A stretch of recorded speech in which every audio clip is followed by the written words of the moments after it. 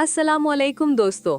आज हम drama serial मेरी जिंदगी है तू के उस एपिसोड पर बात करेंगे जिसने सोशल मीडिया पर आग लगा दी है। एपिसोड 29 सिर्फ एक किस्त नहीं बल्कि जज्बात का एक समंदर था। स्टेशन की वो बारिश, वो पुराना बैग और अहमद का नाम। क्या आपने महसूस किया कि डायरेक्टर ने बारिश को क्यों दिखाया? बारिश यहाँ धोने के लिए नहीं बल्कि महक के अंदर के दुख को बहा ले जाने के लिए दिखाई गई है। रिव्यू को लंबा करने के लिए हमें उनके माजी पर बात करनी होगी। अहमद और महक की यूनिवर्सिटी लाइफ कितनी हसीन थी। अहमद का वो कैरेक्टर एक ऐसा लड़का जो दुनिया से लड़ना चाहता था, लेकिन किस्मत ने उसे जेल की सलाखों के पीछे फेंक दिया। जब अहमद कहता था तुम बस हौसला रखना, तो क्या महक ने हौसला हारा या हालात ने उसे हारने पर मजबूर किया? यहाँ हम सोसाइटी के प्रेशर पर बात करेंगे। वीडियो में ये पॉइंट जरूर उठाएं कि 3 साल तक अहमद कहाँ था। एक झूठा मुकदमा किसी की पूरी जिंदगी कैसे तबाह कर देता है। अहमद का जेल से रिहा होना और पहला ख्याल अहमद का आना ये दिखाता है कि उसकी मोहब्बत कितनी सच्ची थी।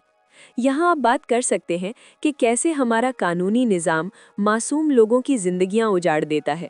इमेजिन करें, महक अपने नए घर जाने की तैयारी कर रही है और तभी अहमद का खत मिलता है। क्या उस वक्त महक को सब छोड़ देना चाहिए था? डायरेक्टर ने यहाँ महक की बेबसी को बहुत खूबसूरती से दिखाया है। हिना आमिर ने जब खत पढ़ा तो उनके चेहरे पर जो रंग बदले, हैरत, खुशी और फिर फौरन एक गहरा दुख, ये एक्टिंग स्कूल्स में सिखाया जाना चाहिए। स्टेशन पर महक का उरूसी जोड़ा पहनकर आना और अहमद का पुराना बैग लेकर खड़े होना, ये पुराना बैग सिर्फ एक चीज़ नहीं थी, ये उनकी 5 साल की यादों का सरमाया था। अहमद का ये कहना कि मैं वापस आया मगर तुम किसी और की अमानत बन चुकी हो। दोस्तों, ये डायलॉग इस ड्रामे की जान है।